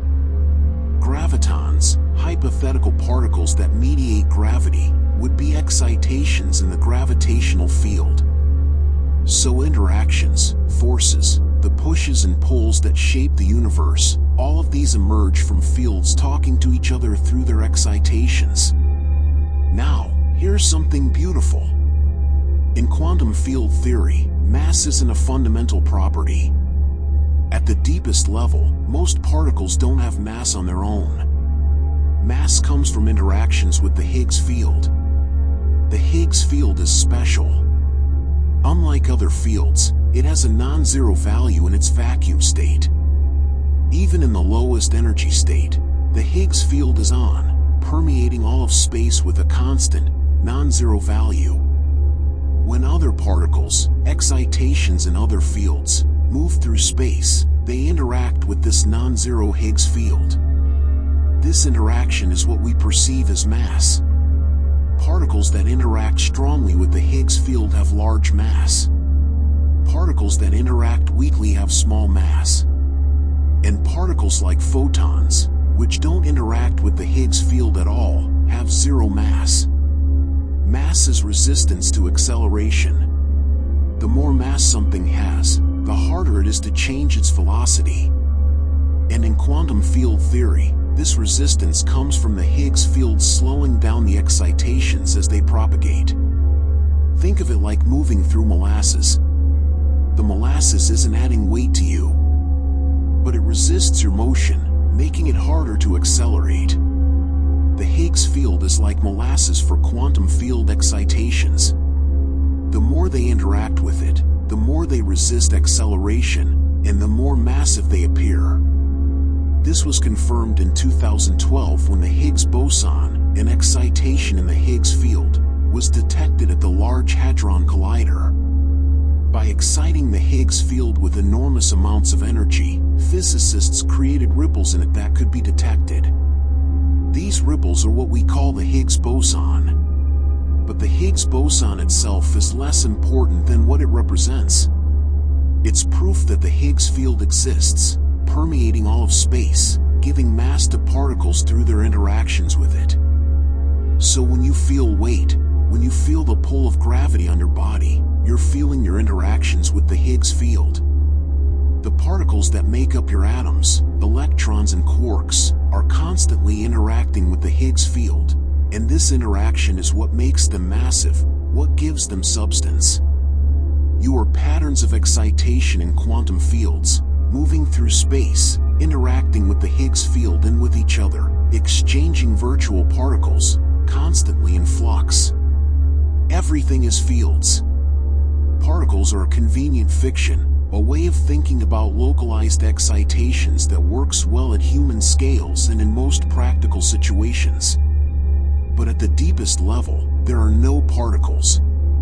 Only fields, excited in various ways, interacting endlessly. And these fields are not floating in space. They are part of the structure of spacetime itself. In some formulations of quantum field theory, spacetime emerges from the quantum fields, rather than being a stage on which they perform. This is where things get truly speculative, at the edges of current physics. But the idea is that spacetime, the fabric of the universe, the background against which everything happens, might itself be constructed from quantum entanglement between field excitations. In this view, there is no fundamental distinction between matter and space. Both emerge from the same quantum fields, just excited in different ways. This is the most radical reimagining of reality yet. Not just that particles are waves, or that measurements affect outcomes, or that distant things can be correlated. But that space itself, the stage on which reality plays out, is not fundamental. It's emergent. A pattern arising from deeper quantum structures. We don't know if this is true. It remains at the frontier of theoretical physics. But quantum field theory points in this direction. It suggests that everything we perceive, matter, energy, space, time, are all manifestations of quantum fields, excited and interacting in endlessly complex ways. And you, right now, are a particular configuration of these fields. A pattern that maintains itself through constant change. Atoms forming molecules, forming cells, forming tissues, forming organs, forming you. And at every level, it's quantum fields, interacting, exchanging excitations, creating the illusion of solid, separate, persistent things from the underlying fluidity of the quantum substrate. This is what we are. Not things, but processes.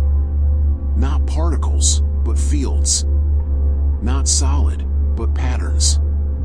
And these patterns are beautiful, intricate, astonishingly stable despite being made of nothing but excitations and fields that fill the void. Part 8. The cat and the measurement problem. Let's talk about a cat. Not a real cat, but perhaps the most famous cat in physics. In 1935, Erwin Schrödinger proposed a thought experiment. Imagine you put a cat in a sealed box. Inside the box is a radioactive atom, a Geiger counter, a vial of poison, and a mechanism that will break the vial if the Geiger counter detects radiation. The radioactive atom has a 50% chance of decaying within 1 hour. If it decays, the Geiger counter clicks, the mechanism triggers, the poison is released, and the cat dies. If it doesn't decay, the cat lives. Now, according to quantum mechanics, before you open the box, the atom is in a superposition, both decayed and not decayed simultaneously. It only collapses into a definite state when measured. But the atom is connected to the Geiger counter, which is connected to the mechanism, which is connected to the poison, which affects the cat. So if the atom is in a superposition, and everything is quantum mechanically connected, then the cat should also be in a superposition. Both alive and dead. Simultaneously. Until you open the box. This sounds absurd. Cats are not both alive and dead. Dead or alive is binary, one or the other, not both. And yet, if quantum mechanics applies to the atom, and the atom is connected to the cat, shouldn't quantum mechanics apply to the cat too? This is the measurement problem. And it's one of the deepest unresolved questions in quantum mechanics. The problem is this: quantum mechanics describes systems as existing in superpositions until measured. But what counts as a measurement? When does the superposition collapse? When the atom decays? When the Geiger counter clicks? When the poison is released? When the cat dies? When you open the box? When a human looks inside? Different interpretations of quantum mechanics give different answers. And after nearly a century, there's still no consensus. Let's explore some of these interpretations. Not to give you answers, because there aren't clear answers, but to show you the range of possibilities, the different ways of making sense of the quantum world. The Copenhagen interpretation, developed by Niels Bohr and Werner Heisenberg in the 1920s, says that measurement causes the wave function to collapse. Before measurement, the system exists in a superposition. Measurement forces it into one definite state. But what is measurement? The Copenhagen interpretation is vague about this. It treats measurement as fundamental but doesn't explain what distinguishes a measurement from any other physical interaction. In the Schrödinger's cat scenario, the Copenhagen interpretation might say the wave function collapses when the Geiger counter detects the atom. Or when you open the box.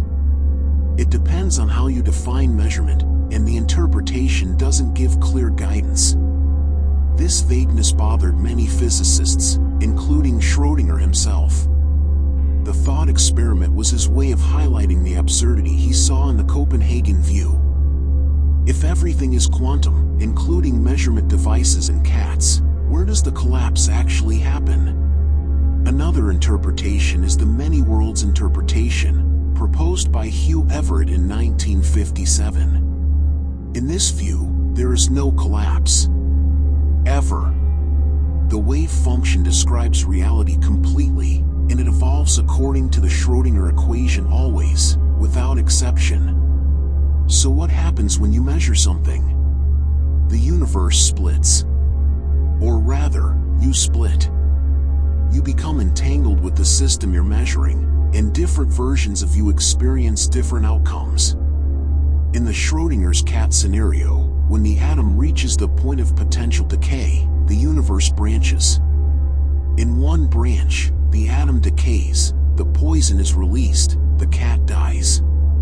In another branch, the atom doesn't decay, and the cat lives. Both branches are equally real. Both exist.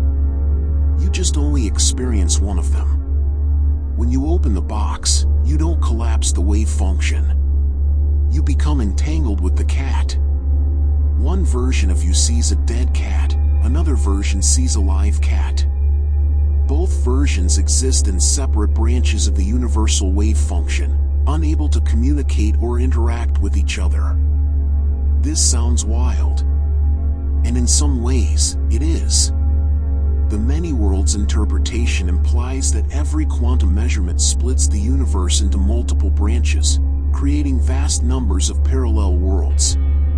But it has a certain elegance. It takes quantum mechanics completely seriously, applying it everywhere without special rules for measurement. The wave function never collapses, it just evolves, always, according to deterministic equations. The randomness we observe is not fundamental in this view. It's perspectival. From within any branch, the outcome appears random because you don't know which branch you're in.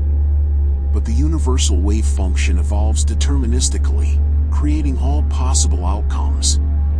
A third interpretation is pilot wave theory, also called de Broglie theory. In this view, particles have definite positions at all times, guided by a wave function that tells them how to move. The wave function doesn't collapse, it guides the particle's motion, but the particle itself has a definite trajectory. The randomness in quantum mechanics comes from our ignorance of the particle's initial position. If we knew the exact starting position, we could predict the outcome with certainty. But we can never know the initial position precisely, so in practice, the outcomes appear random. In the Schrödinger's cat scenario, the atom has a definite state all along, either decayed or not decayed. We just don't know which. The cat is never in a superposition. It's either definitely alive or definitely dead from the moment the atom's state is determined. This interpretation feels more intuitive. Things have definite states, even when we're not looking. There's no collapse, no splitting universes. Just particles following definite paths guided by waves. But pilot wave theory has its own strangeness. The guiding wave must be non-local, affecting particles instantaneously across any distance. And it requires a preferred reference frame, which seems at odds with relativity. Yet another interpretation, gaining popularity in recent years, focuses on decoherence. Decoherence is the process by which quantum superpositions are destroyed through interaction with the environment. When a quantum system interacts with its surroundings, air molecules, photons, thermal radiation, information about the system leaks into the environment. This entangles the system with countless environmental degrees of freedom, effectively destroying the superposition. In the Schrödinger's cat scenario, the cat is a macroscopic object made of trillions of atoms, constantly interacting with light, air, the walls of the box. These interactions cause rapid decoherence. The superposition of alive and dead, if it ever existed, would collapse almost instantly, long before you open the box. Decoherence explains why we don't see quantum superpositions at macroscopic scales. It's not that they're fundamentally impossible, it's that they're incredibly fragile. Any interaction with the environment destroys them. But decoherence doesn't fully solve the measurement problem. It explains why superpositions appear to collapse, but it doesn't explain why we experience one definite outcome rather than a superposition of outcomes. In the mathematics, even after decoherence, all outcomes still exist. They're just decohered from each other. So decoherence is often combined with another interpretation. Maybe decoherence plus many worlds, the branches decohere and can no longer interact. Or maybe decoherence plus some form of collapse, interactions with the environment trigger a real, physical collapse. There are other interpretations too. Cubism, which treats quantum mechanics as a tool for calculating expectations rather than describing reality. Relational interpretations, where quantum states are relative to observers. Objective collapse theories, where the wave function spontaneously collapses when systems reach a certain size or complexity. Each interpretation makes the same predictions for any experiment you can actually perform. That's why the debate continues. There's no experimental way to distinguish them. What does this mean? It means that quantum mechanics is extraordinarily successful as a predictive tool. It tells you the probabilities of measurement outcomes with astonishing accuracy. But it doesn't tell you what's really happening, what reality is like when you're not measuring it. Different interpretations give different pictures of reality. And we don't know which, if any, is correct. Maybe particles have definite properties all along, guided by hidden waves. Maybe the universe constantly splits into branches. Maybe the wave function is not a description of reality but a tool for calculating probabilities. Maybe consciousness plays a role in collapse. Maybe there's an objective physical process that causes collapse. Maybe superpositions never really collapse, and we're all in constant superpositions that we can't perceive. We don't know. And this is humbling. Quantum mechanics is the most successful scientific theory ever created. It underlies all of modern technology, computers, lasers, MRI machines, nuclear power. It's been tested to extraordinary precision. And yet, we still don't know what it means. The measurement problem remains unsolved. And Schrödinger's cat, neither alive nor dead, or both, or definitely one depending on your interpretation, sits in its box, a perpetual reminder of how much we still don't understand about the quantum world. But maybe that's okay. Maybe physics doesn't need to tell us what reality really is. Maybe it just needs to tell us what we'll observe, what measurements will yield. Or maybe we're missing something fundamental. Maybe there's a deeper theory waiting to be discovered that will make sense of all this, that will finally tell us what happens to the cat in the box. Until then, we're left with the mystery. The cat that is perhaps alive, perhaps dead, perhaps both, perhaps neither. A symbol of all the strangeness at the heart of reality, all the questions we've asked and not yet answered. And as you drift towards sleep, you might wonder, are you like the cat? Are you in a superposition of awake and asleep, only collapsing into one or the other when morning comes? Does the universe split every time you make a choice, creating branches where you chose differently? Or are these questions meaningless, based on a misunderstanding of what quantum mechanics is trying to tell us? The answer, if there is one, remains hidden in the mathematics, waiting for someone clever enough to decode it. Part 9. When quantum becomes classical. There's a boundary. Somewhere between the quantum world of atoms and the classical world of everyday objects, something changes. Superpositions vanish. Interference patterns disappear. The strange becomes familiar. This boundary isn't sharp. It's gradual, blurred. And the process that creates it has a name: decoherence. We've mentioned it before, but let's explore it more deeply now. Because decoherence is what explains why you don't see quantum weirdness in your daily life. Why chairs don't exist in two places at once. Why cats are never both alive and dead. Decoherence happens when a quantum system interacts with its environment. And by environment, we mean anything external to the system: air molecules, photons, thermal radiation, cosmic rays, even the quantum fields that permeate space. These interactions entangle the system with the environment. Information about the system's quantum state leaks out into countless environmental degrees of freedom. And once this information is spread out, once it's been copied into the environment in ways you can't control or reverse, the system effectively loses its quantum coherence. Let's think about this carefully, because it's subtle. Imagine an electron in a superposition of being in two different places. Call them position A and position B. Before any interaction with the environment, the electron's wave function describes both possibilities simultaneously, with specific phase relationships that allow for interference. Now suppose a photon scatters off the electron. If the electron is at position A, the photon scatters one way. If it's at position B, it scatters a different way. The photon becomes entangled with the electron's position. But you don't control that photon. It flies off into the environment, maybe absorbed by a wall, its energy dissipated as heat.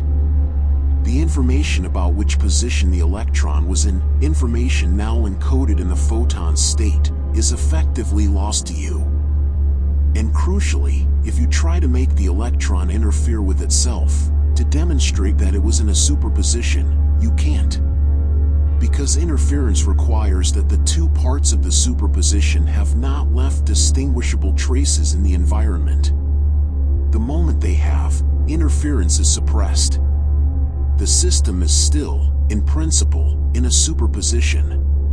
The combined wave function of electron plus photon plus environment describes both paths. But for all practical purposes, The electron now behaves as if it's in one position or the other, not both. This is decoherence.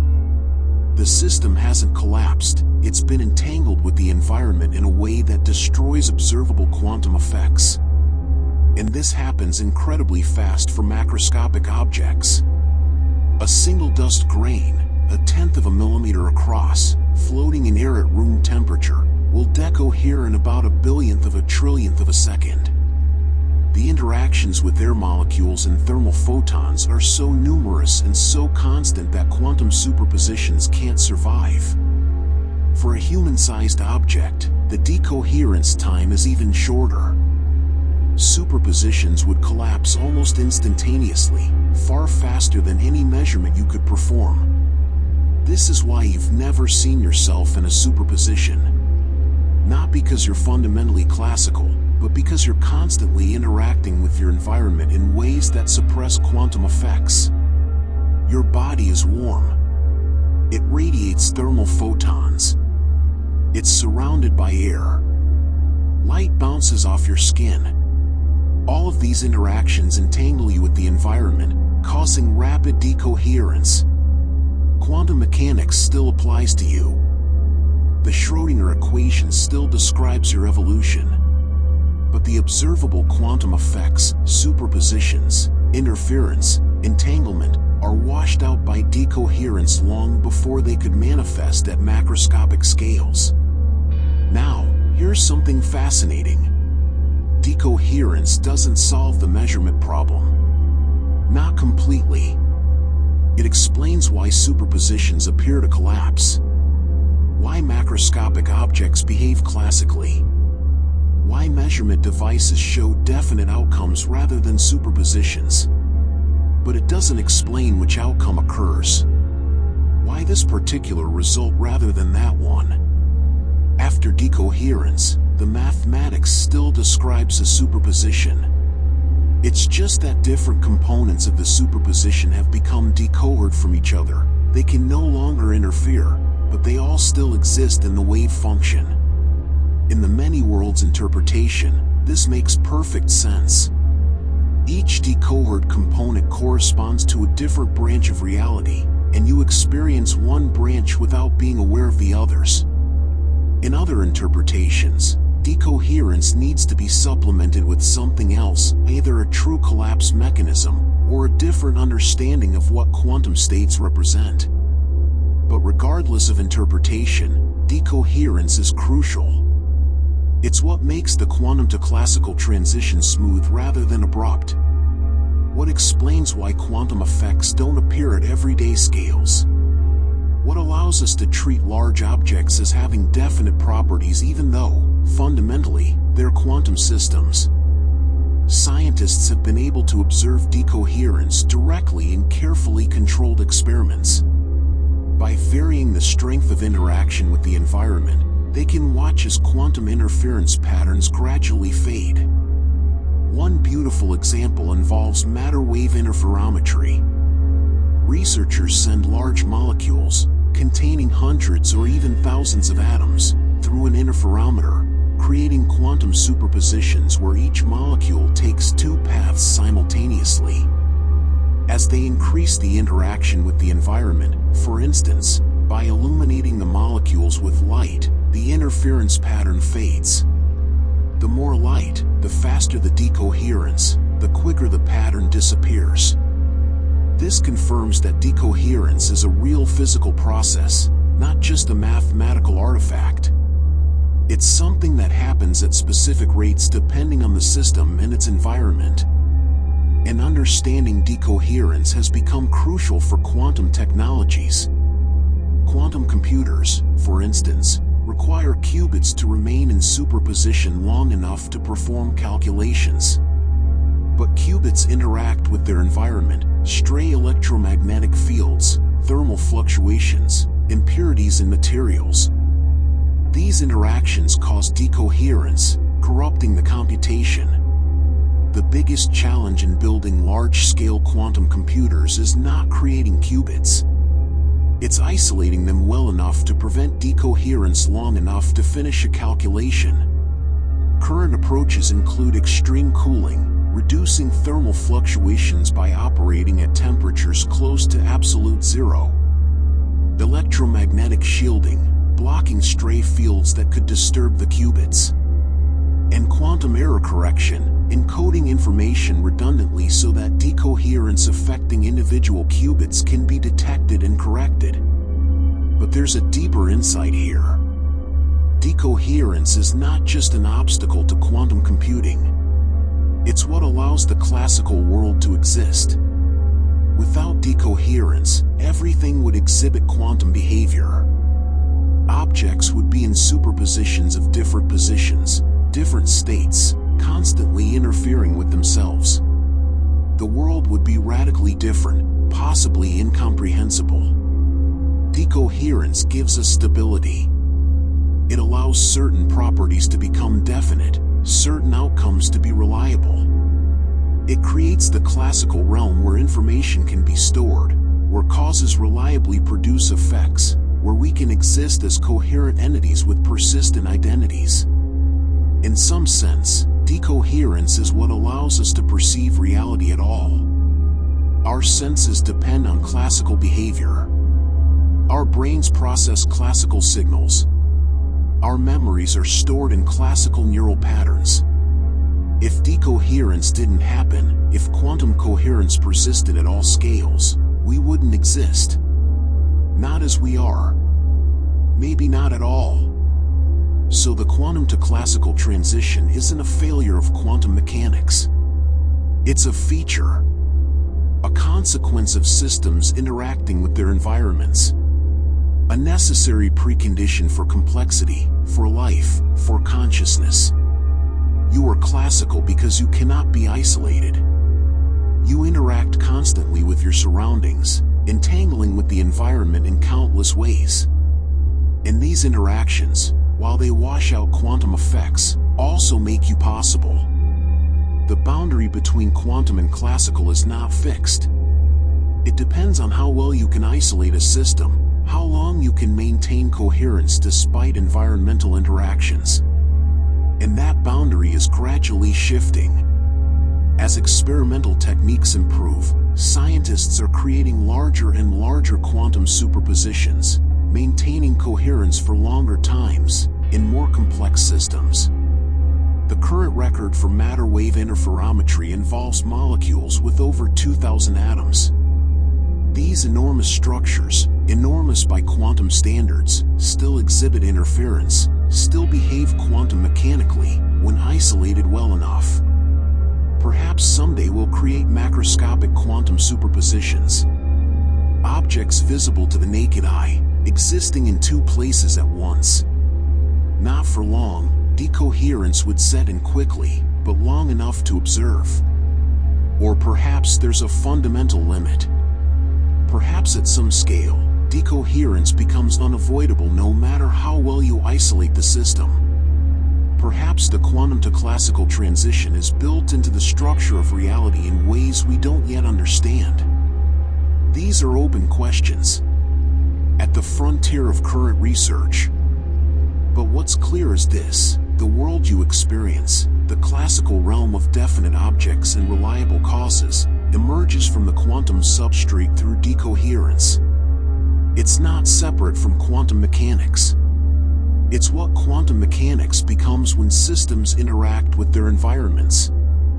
You are quantum, but you appear classical. And the reason is written in countless tiny interactions between your atoms and the world around them. Part 10, The Arrow of Time and Quantum Mysteries. Let's talk about time. Not as Einstein understood it, flexible, relative, intertwined with space, but as quantum mechanics reveals it. Strange, asymmetric, and perhaps not fundamental at all. In the equations of quantum mechanics, time plays a peculiar role. The Schrödinger equation describes how quantum states evolve through time. It's deterministic, reversible. If you know the state now, you can calculate it at any future time. And you can run the equation backward, recovering past states. But this reversibility creates a puzzle. Because the world we experience is not time reversible. Events have a direction. Eggs break but don't spontaneously reassemble. Heat flows from hot to cold, never the reverse. Memories form but don't unform. We age forward, never backward. This directionality is called the arrow of time, and it's one of the deepest mysteries in physics. In classical physics, the arrow of time emerges from thermodynamics. From the second law, entropy always increases. But entropy is a statistical concept, describing not fundamental particles but large ensembles. Individual particles, in principle, behave reversibly. In quantum mechanics, something similar happens. The Schrödinger equation is reversible. But measurement, in most interpretations, is not. Collapse is irreversible. You can't uncollapse a wave function. This creates a fundamental asymmetry. Before measurement, the system evolves reversibly. After measurement, you have a definite outcome, and you can't recover the previous superposition. But what is measurement? As we've discussed, this question has no agreed answer. Different interpretations handle time and measurement differently. In the many worlds interpretation, time remains fully reversible. There's no collapse. The universal wave function evolves smoothly, deterministically, always. The arrow of time emerges from branching. New branches form but don't unform, creating a directionality even though the underlying process is reversible. In collapse interpretations, time is fundamentally asymmetric. Collapse introduces an irreversible process into quantum mechanics, one that only goes forward. In pilot wave theory, particles have definite trajectories guided by the wave function, and these trajectories are, in principle, time reversible. But in practice, the extreme sensitivity to initial conditions creates an effective arrow of time. And then there's decoherence. As we discussed, decoherence happens when systems interact with their environments, causing quantum information to leak out. This process has a direction. Information flows from system to environment, not the reverse. And this creates an arrow of time at the quantum level. But why? Why does decoherence only go one way? The answer lies in entropy. In broad terms, the concept of entropy is used to quantify the amount of randomness or uncertainty in a state of a system. The environment has vastly more degrees of freedom than the system. When information leaks into the environment, it gets dispersed among countless particles, becoming practically unrecoverable. The entropy of the combined system increases. In principle, you could reverse decoherence. If you could control every degree of freedom in the environment, reverse every interaction, you could restore the original quantum coherence. But in practice, this is impossible. The information has been scrambled among too many particles.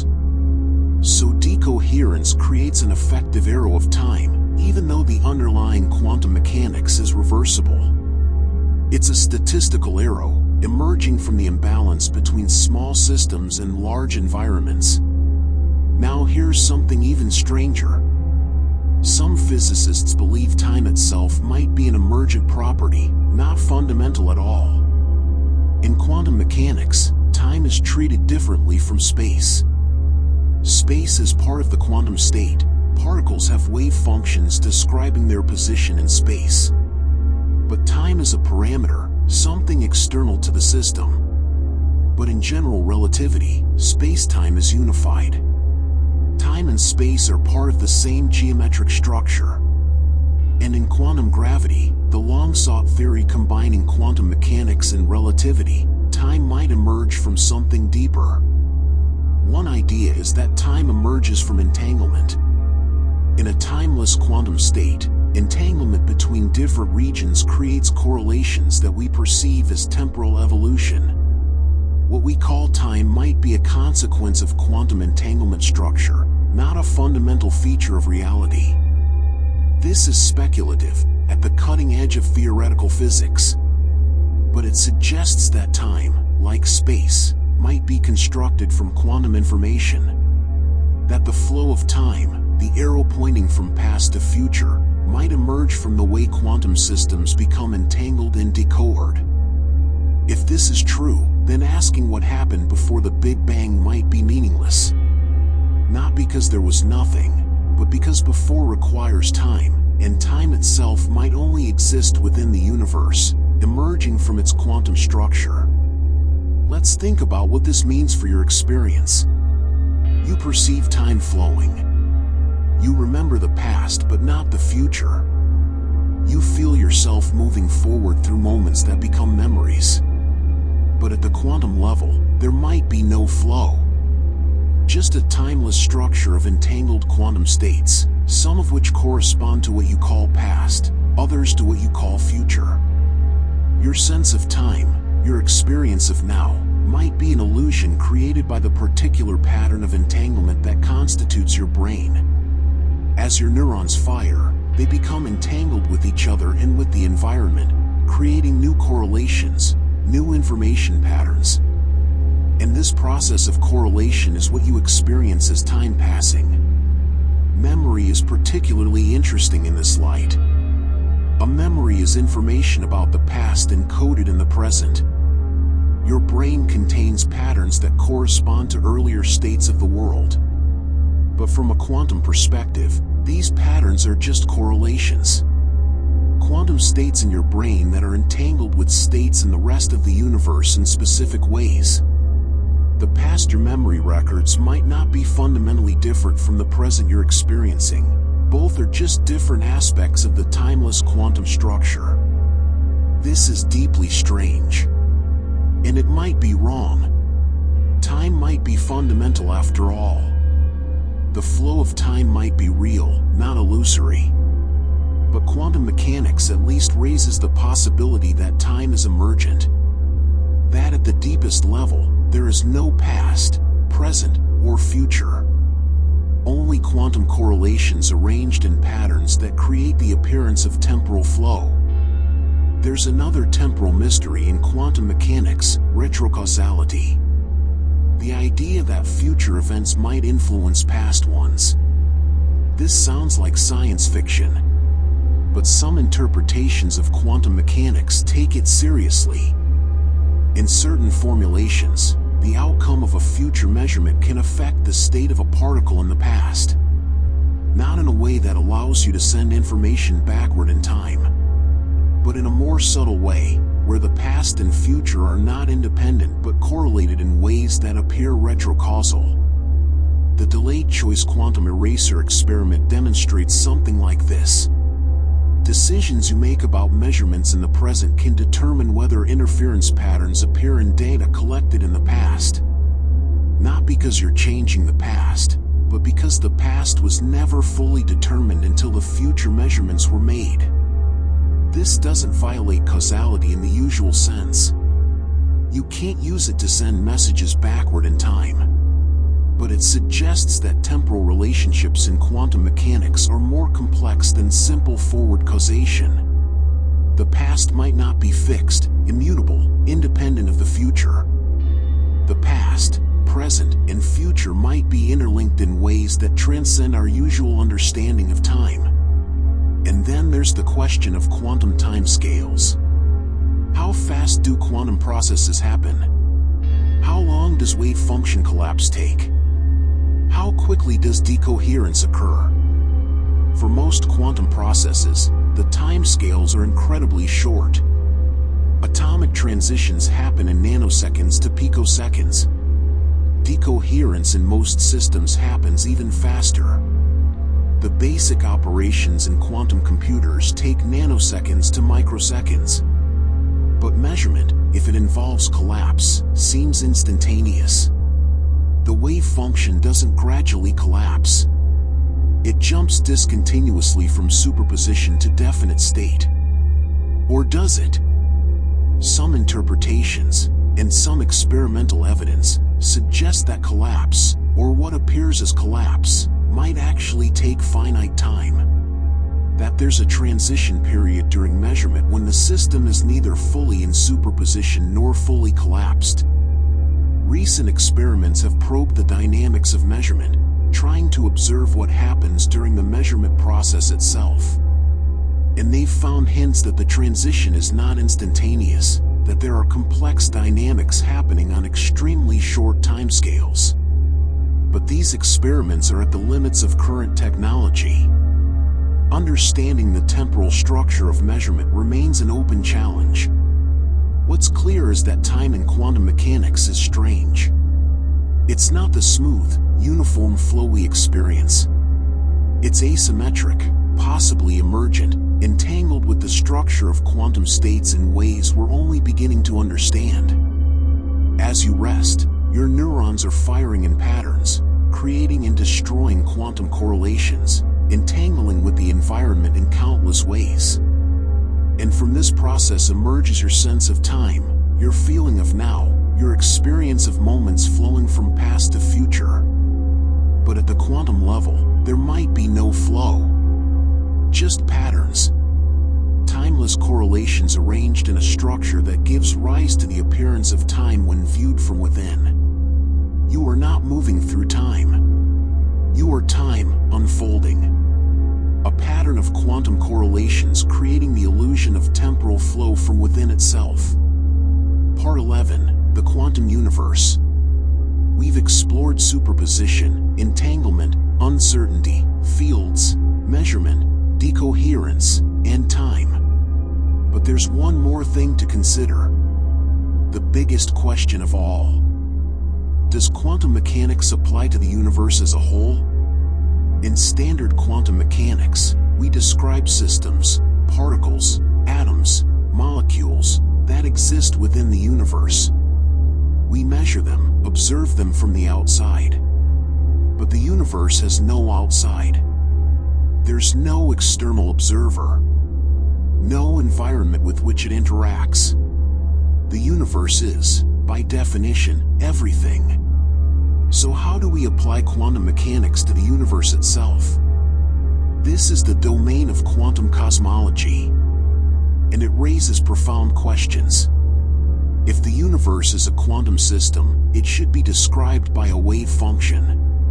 But a wave function of what? In normal quantum mechanics, the wave function describes the probability of finding a particle in different positions. But what does the wave function of the universe describe? One answer: it describes probabilities for different geometries of space-time. Different shapes, different sizes, different configurations of matter and energy. The universe exists in a superposition of all possible spacetimes, and observations, whatever that means in this context, determine which one we experience. This leads to the Wheeler-DeWitt equation, an attempt to write the Schrödinger equation for the entire universe. It's a beautiful equation, elegant in its way. But it has a peculiar feature. It contains no time. In the Wheeler-DeWitt equation, the wave function of the universe doesn't evolve. It simply is. All moments, past, present, future, exist simultaneously in a timeless quantum state. Time, in this view, is not fundamental. It emerges from correlations within the universal wave function, from the entanglement between different subsystems. This brings us back to the question we touched on earlier. If time is emergent, if the universe is described by a timeless wave function, then what is the Big Bang? What does it mean for the universe to have a beginning? In quantum cosmology, the Big Bang might not be a moment in time but a boundary condition in the space of possible universes. A point where certain configurations have higher probability, where the wave function peaks.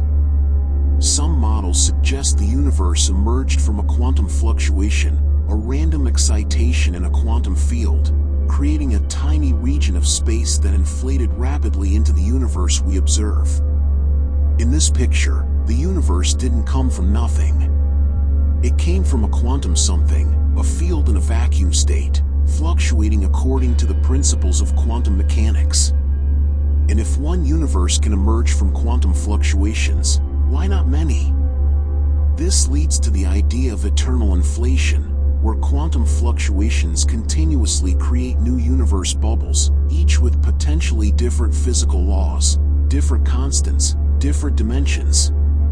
Our universe would be one bubble among countless others, most beyond our ability to observe or interact with. This sounds like wild speculation. And in some sense, it is. We can't directly observe other universes. We can't test these ideas experimentally in the usual way. But they follow naturally from taking quantum mechanics seriously, from applying it at the largest scales, from asking what quantum principles imply for cosmology. And there are potential observational signatures. Patterns in the cosmic microwave background, the ancient light from the early universe, might contain hints of quantum effects from the inflationary era. Tiny quantum fluctuations, stretched to cosmic scales, imprinting patterns we can observe today. These patterns have been measured. And remarkably, they match the predictions of quantum cosmology. The structure of galaxies, the distribution of matter across the universe, appears to have originated from quantum fluctuations in the early universe, amplified by inflation. In a very real sense, the large-scale structure of the universe, clusters of galaxies separated by vast voids, filaments of matter stretching across billions of light years, originated from quantum uncertainty at the smallest scales. The quantum and the cosmic are not separate. They're intimately connected, each reflecting the other. Another question quantum cosmology raises: does the universe have a wave function that somehow collapses? Or does it remain in superposition? In the many worlds interpretation, the universal wave function never collapses. It contains all possible outcomes of all possible measurements, branching endlessly. Every quantum event splits the universe, creating new branches where different outcomes occur. In this view, the universe, the full universal wave function, contains all possible histories. Every path not taken in your life was taken in another branch. Every quantum measurement with multiple possible outcomes produced all outcomes, just in different worlds. You experience one branch, but the others exist too, equally real, forever beyond your reach. This raises philosophical questions. Are those other branches real? Do other versions of you, experiencing different outcomes, truly exist? Or is the universal wave function just a mathematical tool, not a description of physical reality? Different physicists give different answers. And unlike questions about laboratory experiments, we can't resolve these through measurement. The other branches, if they exist, are permanently decohered from ours. No experiment could detect them. So quantum cosmology leaves us with mysteries. The wave function of the universe, the nature of time, the meaning of probability when there's only one universe to observe, the reality or otherwise of parallel worlds. These are questions at the boundary between physics and philosophy. Questions that quantum mechanics raises but cannot, by itself, answer. But perhaps that's as it should be. Physics tells us how the universe behaves, what patterns it follows, what predictions we can make. It doesn't necessarily tell us what reality really is, why the universe exists, what consciousness is. Quantum mechanics has taught us that reality is stranger than we imagined.